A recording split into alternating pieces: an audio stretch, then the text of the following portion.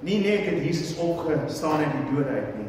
Hy het gaan sit aan die regterhand van God die Vader in die heerlikheid en die Heilige Gees gestuur om te herstel dit wat gebreek is. Hoe kan ons nie anders lewe nie? Ons lewe behoort gevorm te word deur hierdie evangelie.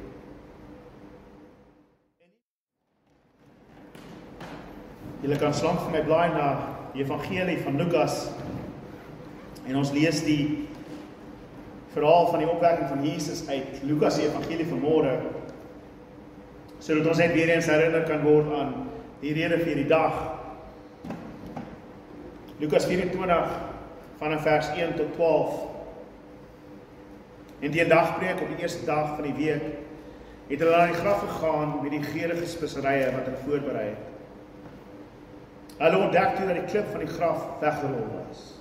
En toe hulle ingaan het hulle die Here Jesus se liggaam nie gekry nie. Hulle was verward hieroor, maar skielik het daar 2 mans met glansende klere by hulle gestaan. Hulle was verskrik en het hulle gesigte na die grond toe gedraai en die mans het vir hulle gesê, waarom soek julle die lewende by die dooies? Hy is nie hier nie, maar is opgewek. Onthou wat hy vir julle gesê het toe hy nog in Galilea was. Die seun van die mens moet oorgelewer word in die hande van sondige mense, gekruisig word en op die 3de dag opstaan. Hy het toe sy woorde onthou en van die graf af teruggedraai en al die dinge aan die 11 en al die ander gaan vertel. Dit was Maria Magdalena en Johanna en Maria, die moeder van Jakobus, en 'n paar ander vroue saam met hulle. Hulle het hierdie dinge aan die apostels vertel, maar vir die apostels het hierdie woorde na leë praatjies geklink en hulle het die vroue nie geglo nie. Petrus egter het opgestaan en na die graf toe gehardloop. Toe hy vooroor buig, sien hy net die linnedoeke en hy het teruggedraai huis toe vol verwondering oor wat gebeur het. Vader, mag ons herinner word vanmôre aan hierdie boodskap van die evangelie. Die Seun Jesus Christus opgestaan het op die 3de dag volgens die skrifte. Dat hy vervul het alles wat nodig was, dat hy volbring het alles wat nodig was aan die kruis, en deur daardie verlossing werk, ons versoen het met U. Maar dat hy nie in die graf gebly het nie, maar op die 3de dag opgestaan het. En vir ewig heers en vir ewig regeer. Here, mag daardie blydskap in ons harte waaragtig wees. Heilige Gees, wakker dit aan in ons harte vanmôre. Maak ons bewus daarvan vanmôre, dat ons leef in die opstanding van Jesus Christus. En Here Jesus, o ons Here en ons Verlosser, die graf kon U nie vashou nie, die dood kon U nie keer nie.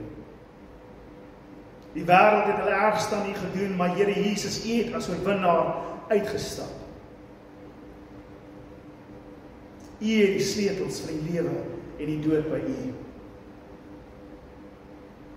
En U is verheerlik. Here, mag ons in daardie oorwinning vanmôre leef. In Jesus naam. Amen en amen. Ons kom my gou net vir die water drink.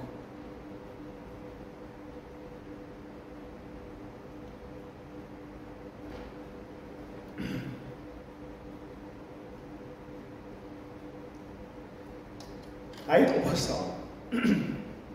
As my stem sommer weg, hy het opgestaan, iemand anders moet dit skree, midde. Sê gou hard, hy het opgestaan. Hy het opgestaan. Dankie. En daardoor as ek sê, my stem is bietjie weg. Hy het opgestaan. Dit is die een waarheid van die evangelie waarop ons geloof gebaseer is. Baie keer kyk ons na die boodskap van die evangelie en ons fokus op die kruis. En dit is waar, die kruis is vir ons ontsettend belangrik. Dit is die kruis en die bloed en die sterfte van Christus waardeur ons vrygespreek is en waarom ons verlos is. Maar die waarheid, broer en suster, is sonder die opstanding beteken die kruis niks. Dit is nie net dat Jesus sy lewe neergelê het vir ons nie, maar dat hy ter wille van ons opgestaan het, dat ons vanmôre hier is. Die opstanding van Christus uit die dode is die waarheid waarop ons staan. Dit is die unieke oomblik in die geskiedenis toe iemand die dood oorwin het. Nou, daar's baie mense in die Bybel wat opgestaan het. Ons het in die Ou Testament 'n paar. Elia het 'n dooie seun laat opstaan. Elisa het dieselfde gedoen. Op 'n stadium het daar 'n ou wat hulle begrawe het, hulle het hom laat val op Elisa se bene en toe staan hy op uit die dode uit. Ons het Jairus se dogter, ons het Lazarus. En daar's baie mense wat opgestaan het uit die dode uit. Maar daar is iets omtrent Christus se opstanding wat anderste is. En dit is hierdie waarheid, broer en suster, dat al die ander is opgewek om weer te sterf. Maar Christus het opgestaan om ewig te lewe. Dit is daardie waarheid wat sy opstanding anders te maak. Dat hy het sy lewe opgeneem om vir ewig die lewe te wees vir ons. Nou hierdie boodskap van die evangelie, verskoon my so, ek weet nie wat in my keel daar aangaan nie.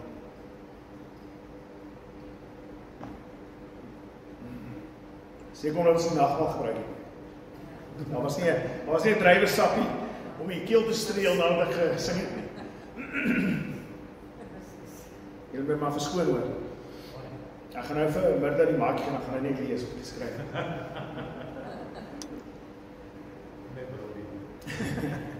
Dis groot geskryf waar jy kan lees. Die opstanding van Christus is vir ons die sentrale punt van ons evangelie. En dit is my hartseer dat daar so baie Christene is wat nie eers meer in dit glo nie. Maar nog meer soveel Christene wat nie eens daar volgens lewe nie. En soveel Christene wat nie eens daaroor dink nie. Hulle het in 2018 'n studie gedoen en omtrent 'n kwart van die Christene in Engeland. Dit is nou die Christene, dis nie die algemene ou nie. Mense wat kerk toe gaan elke Sondag. 'n kwart van hulle glo nie in die liggaamlike opstanding van Christus. 'n derde van die leiers van die Anglikaanse kerk glo nie in die opstanding van Christus. Daar is pastore wat glo dat die opstanding maar net 'n simboliek is. Dat Jesus in jou hart leef en nie werklik leef nie. Dat ons net na hom moet kyk as iemand wat 'n voorbeeld was van 'n goeie lewe. Wat kort geknip is. Maar uiteindelik is dit al. Hy het gesterf en daar lê hy in die graf. Dat Christene sê dis nie nodig om te glo in Jesus opstanding nie. En dis hartseer. Paulus skryf in 1 Korintiërs 15:14. Hy sê as Christus nie opgewek is nie, is ons verkondiging sinloos en ook julle geloof sinloos. Paulus was verseker van hierdie feit. As Jesus nie opgestaan het nie, wat maak ons hier? Broer en suster, wat doen ons in die kerk as Jesus nie opgestaan het nie? Dan kan ons huis toe gaan. En ons sien dit in die lewe van Christene, want wanneer ons praat, gaan dit net oor, ek moet 'n goeie mens wees. Ek moet Jesus se voorbeeld volg. Ek moet lief wees vir my naaste soos wat Jesus lief is vir ons.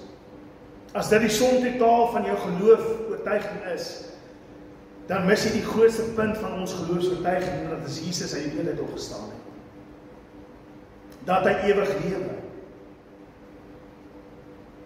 In dieselfde brief skryf Paulus verder, as Christus nie opgewek is nie, is julle geloof vergeefs, en is julle nog steeds dood in julle sonde.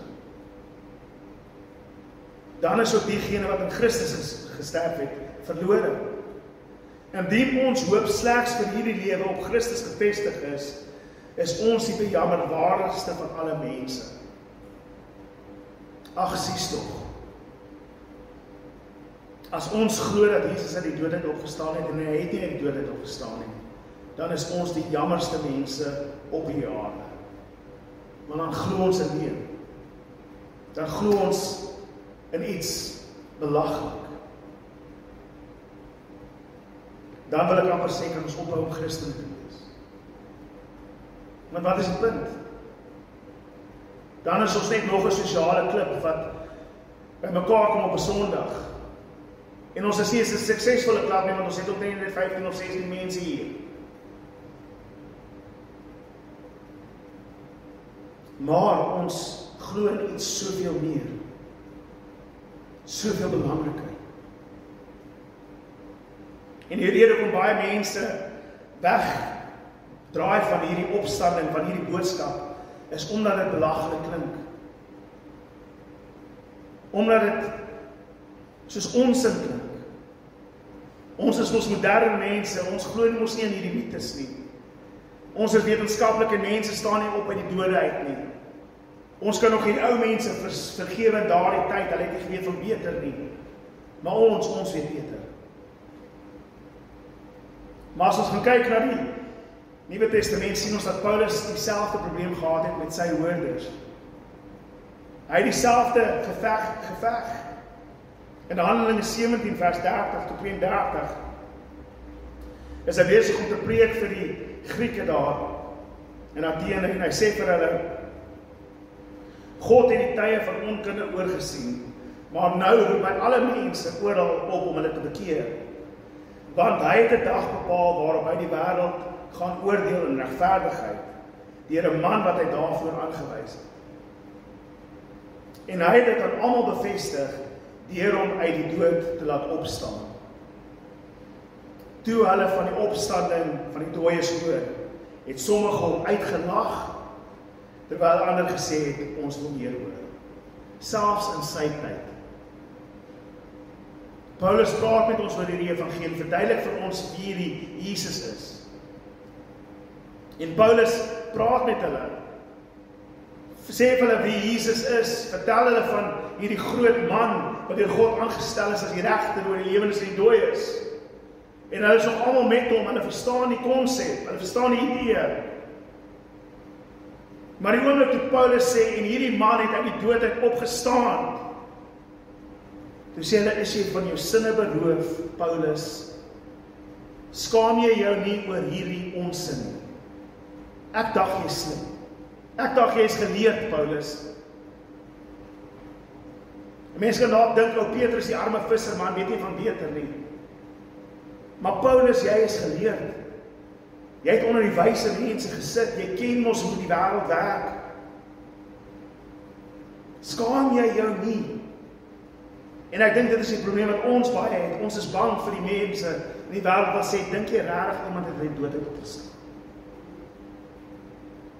Plaas jy regtig jou hoop en jou geloof vanmôre in 'n man wat 2000 jaar terug gesterf het en miskien opgestaan het, iets wat ons nie kan bewys nie? Waarop Paulus sal antwoord, absoluut, want ek skaam myself nie oor die evangelie van Jesus Christus nie, want dit is die krag tot redding vir almal wat glo. Sonder die opstanding is daar niks anderste wat ek preek nie. Sonder die opstanding beteken die kruis niks. Want as Christus nie opgestaan het nie, dan is hy nie die Here nie. Hy skryf in Romeine 1. Hy sê, hy is deur die vlees die seun van Dawid, maar deur die gees van heiligheid aangewys as die seun van God deur die opstanding wat hy deurgegaan het. Ons het op Vrydag gesien dat die Romeinse soldate, die eerstes wat sê, werklik hy is die seun van God. Maar broers, dit is toe hy opstaan, toe die res kon gesê het, hy is die seun van God. Nie dat hy gesterf het nie, maar dat hy opgestaan het uit die dode uit. Dit is waarop hulle geloof gebaseer het. Maar ons kyk na die evangelie van Lukas. Eerstens is die vrouens, hulle kom daar by die graf aan. Hulle sien die leë graf, hulle weet nie wat aangaan nie. Hulle is verward. En 'n mens wonder oor hulle verwardheid, want die Here het heeltyd vir hulle gesê, ek gaan sterf en opstaan.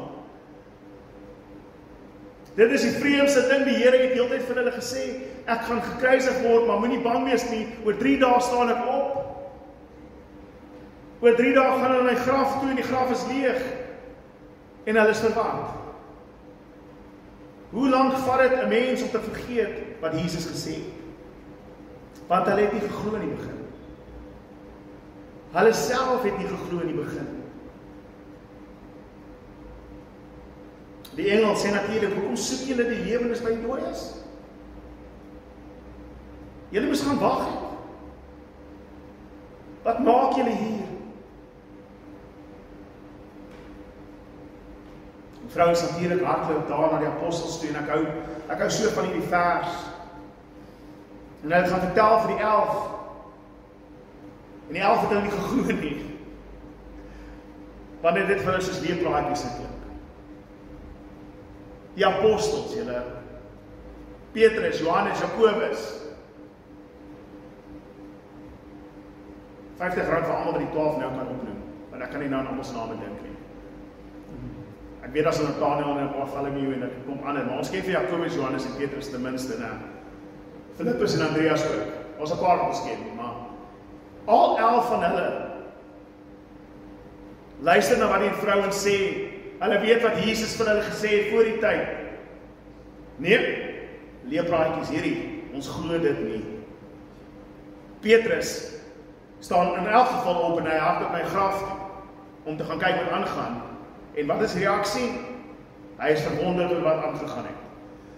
Broer, my maat, julle was daar by Jesus vir 3 jaar. En hulle het nie geglo nie.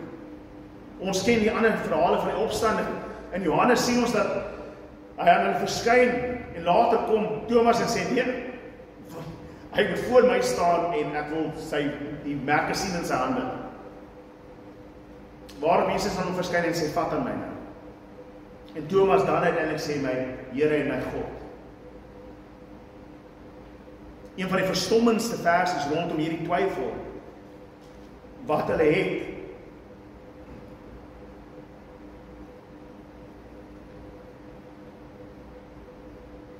is in Matteus 28.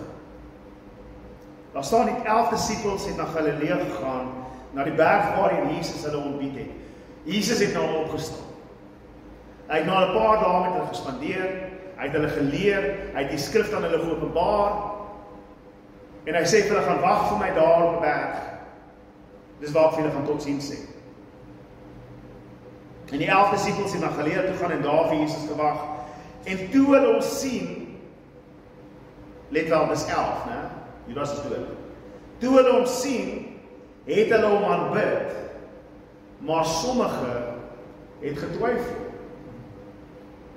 Sommige het getwyfel. Hulle het hom gesien en nog steeds getwyfel. Seker nie Petrus en Jakobus en Johannes op hierdie stadium nie, maar miskien van die ander. Hulle was nie so seker. Thomas het geglo want hy het gevat. Hy het die merke gesien. Hulle het hom aanbid, maar sommige het nog steeds getwyfel. As jy dan dink dat dit 'n moderne ding is, dat ons twyfel in die opstanding, broer en suster, hulle het gesukkel met dit. Dit is ouens wat saam met Jesus gestap het vir 3 jaar. Vir 3 jaar. Wat alles gesien het, wat hy gedoen het. Wat gehoor het, wat hy gesê het. En hulle het nog steeds getwyfel. Maar hulle het uiteindelik tot die besef gekom dat dit is waarop die evangelie gebaseer is.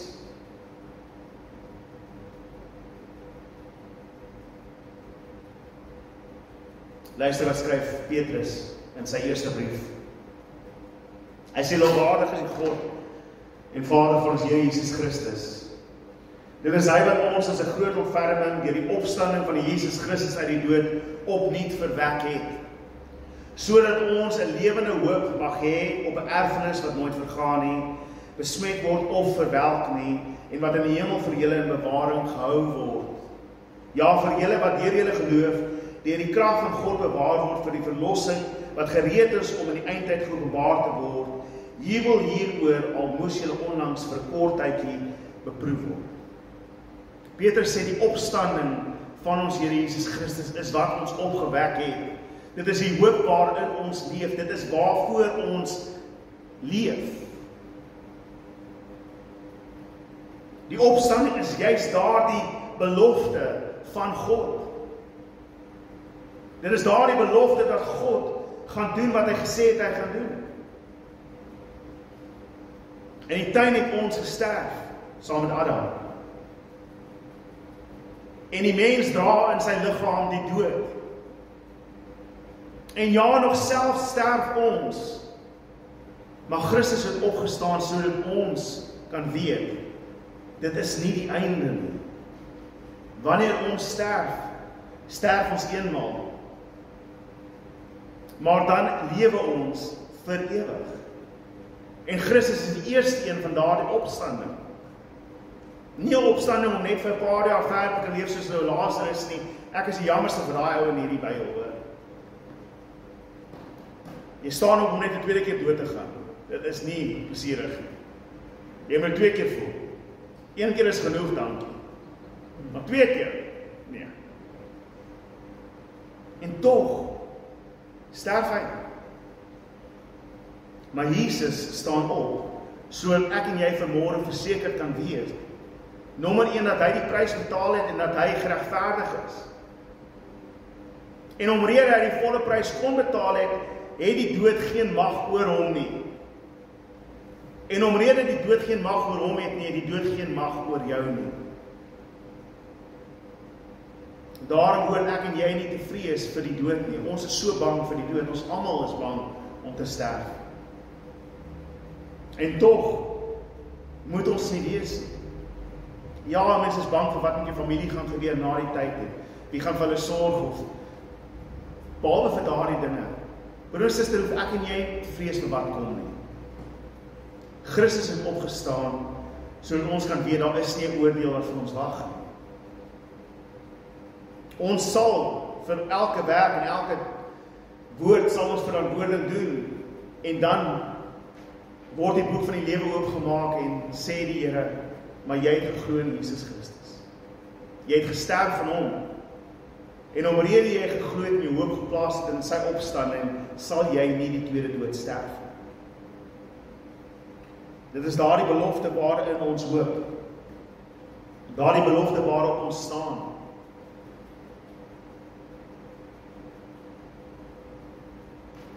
Ons kan dit nie vergeet nie. Ons behoort dit elke dag te onthou en te herinner. En in 'n sekere sin het ons dit in ons gedagte, ja, ons glo in die opstanding wat later gaan plaasvind. Maar wat beteken die opstanding vir jou vandag, broer en suster? Wat beteken dit vir my?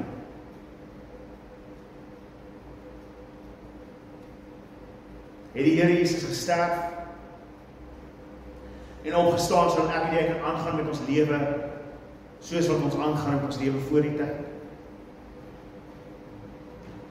Dit is die waarheid van die evangelie, is jou lewe behoort te draai rondom hierdie boodskap. Want as hy opgestaan het, soos wat Paulus sê aan die Grieke, en deur daardie opstanding aangestel is as die regverdige regter, in wie se hande die sleutels van die lewe en die dood is, wat sal oordeel oor die lewe en die dooies, dan kan jou lewe nie anders wees nie. Want of jy glo in sy opstanding en jy leef in sy opstanding, of jy glo nie in sy opstanding nie en jy gaan aan met jou lewe soos wat jy aangegaan het. Die opstanding behoort ons lewe te verander. Op watter manier? Paulus sê nou het hy opgestaan en dit is hy wat in my leef, nie meer ek nie. Ek het saam met hom gesterf. Ek het my lewe saam met hom begrawe. En as teken daarvan is die dood. Dat ek in my lewe begrawe saam met hom en nou staan ek op om te lewe saam met hom, volgens hom, deur hom, vir hom en nie meer vir myself nie. Dit beteken ek hou op om te wees vir myself. Dit gaan nie oor my nie, dit gaan oor hom. Daai woorde is so aan die ander keer ingedryf deur jare by Selkerk. Dit gaan nie oor my nie, dit gaan oor hom. Want hier is die kraks van die woorde, hier is die belangrike punt. Ek en jy kon nie gelewe het in heiligheid voor dit nie. Ons is dood in ons sonde. Ons is dood in ons natuur. Maar omdat hy opgestaan het, het hy ons nuwe mense gemaak. En nou kan ons gehoorsaam wees aan sy woord. Nou kan ons doen dit wat hy van ons verwag. En ons doen dit nie sodat ons verlossing kan ontvang nie. Ons doen dit omrede ons verlossing ontvang het. Ek is nie lief vir jou omrede ek geforseer word nie. Ek is lief vir jou omdat hy lief is vir jou. En ons gee om vir mekaar omrede hy omgee vir ons. Omrede hy lief was vir my, is ek lief vir julle.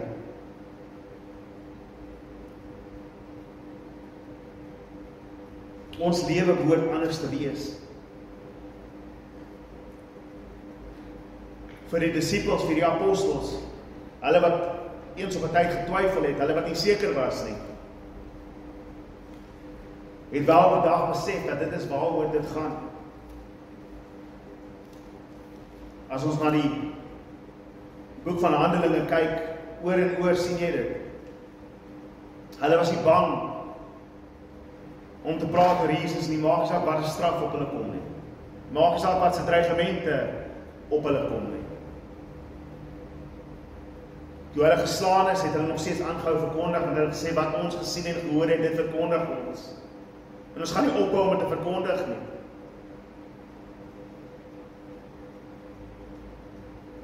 Want die grootste vrees wat jou bind vanmôre, broer en suster, is die dood. Wat gaan die mense aan my doen? Ek wil liewerste nie praat oor hierdie Jesus wie ek aanbid nie. Ek is bang vir wat gaan gebeur. Miskien verloor ek my werk, miskien verloor ek dit. Miskien verloor ek aansien. Hulle gaan my uitlag soos wat hulle Paulus uitgelag het.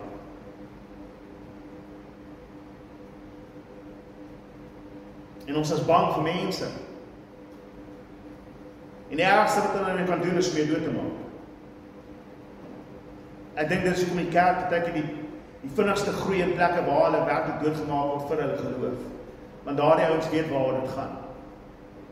Vir ons wat in 'n gemaklike soort van Christelike land groot geword het, of in 'n land wat daarom ten minste sê dit is reg om skerp nie op Sondag. Ons grootste vrees is om ons werk te verloor, of dit te verloor, of dat te verloor.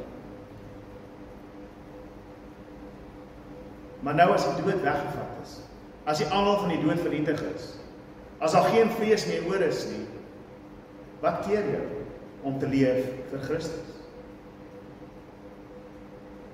Dis hoekom ons wegkruip by ons werk.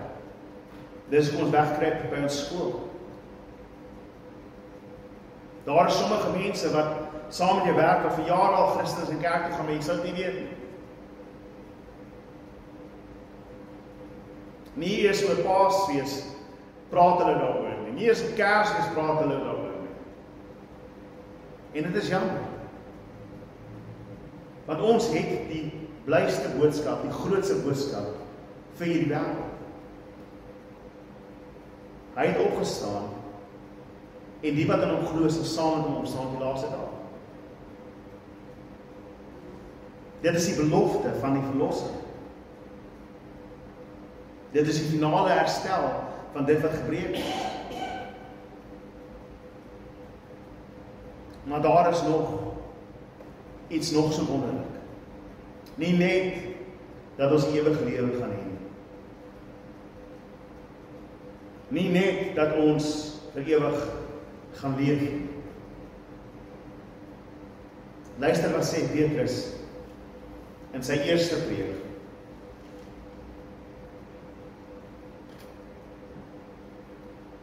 Nadat hy praat van Jesus wat gekruisig is, sê hy dat God het hierdie Jesus laat opstaan. Daarvan is ons almal getuies. Nadat hy tot aan die regterhand van God verhoog is en die belofte van die Heilige Gees van die Vader ontvang het, het hy die Gees uitgestort en dit is wat julle nou sien en hoor. Laat die hele huis van Israel dan verseker weet dat God hom, Here Jesus en Christus gemaak het. Hierdie Jesus wat julle gekruisig het. Toe die mense dit hoor, was hulle diep in hulle harte getref en het vir Petrus en die ander apostels gevra, wat moet ons doen, broers? En Petrus sê, bekeer julle en laat elkeen van julle in die naam van die Here Jesus Christus tot vergifnis van julle sondes gedoop word, en julle sal die Heilige Gees as gawe ontvang. Die opstanding, die verheerliking van Christus, bewerk die waarheid dat die Heilige Gees in ons kom woon. Jesus sê aan sy disippels in Johannes 14, 15 en 16, ek gaan weg sodat die Heilige Gees kan kom. Weet julle wat is so wonderlik en belangrik oor dit? Want dit is die Heilige Gees wat my verander. Dis die Heilige Gees wat in my werk. Dis die Heilige Gees wat my 'n heilige persoon maak, nie myself nie. Ek en jy kan nie goed lewe nie. Ons kan probeer, maar ons kan nie. Nie net het Jesus opgestaan uit die dood uit nie. Hy gaan sit aan die regterhand van God die Vader in heerlikheid en die Heilige Gees gestuur om ons te verander. Om te herstel dit wat gebreek is. Hoe kan ons nie anders lewe nie? Ons lewe behoort gevorm te word deur hierdie evangelie. En nie meer langer te gaan oor wat vir my gepas is en wat my beter laat voel en hoe ek voel oor die saak nie, maar oor die waarheid dat ek was 'n sondaar en hy het gesterf vir my sonde. Ek was onheilig en hy het gesterf vir my ongeregtighede. Maar nou het hy opgestaan sodat ek geregverdig kan word en hy het sy Gees in my lewe uitgestort sodat ek heilig kan lewe. Daarom, soos Paulus sê, is dit nie meer ek wat leef nie, maar hy wat in my lewe.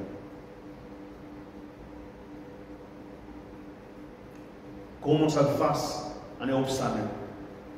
En moet jouself nie skaam oor die evangelie van Jesus Christus nie. Laat die wêreld maar lag, maar ek weet verseker, my Jesus leef. Amen. Vader, mag ons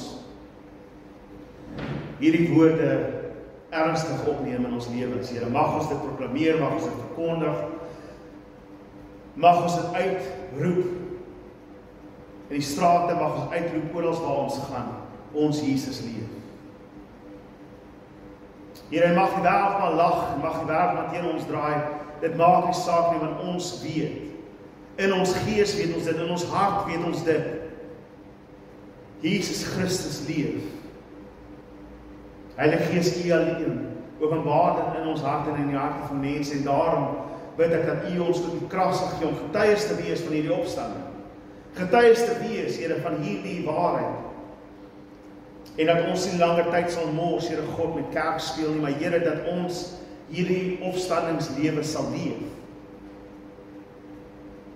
Heilige Gees, werk in ons, en vir almal met wie ons kan, en aan almal vir wie ons die geleentheid het te kan vertel van Jesus Christus. Die Seun van God aangewys deur die Gees van heiligheid, deur die opstanding en die krag van God. En wie die volle Godheid behaag het om te woon. Mag ons die eer met ons lewens, met ons woorde en met ons dade. Vandag, Here God, en ook in die week wat kom. En selfs op dae wanneer ons soos hierdie disippels dit gaan twyfel. O Heilige Gees, help ons in ons swakheid en herinner ons aan hierdie waarheid. Aan U kom toe die lof en die eer en majesteit tot in alle ewigheid. Amen en amen. Dankie broer en suster, gaan in die seën van die Here, gaan leef in die opstanding van ons Christus en wees bly, hy het opgestaan. Amen.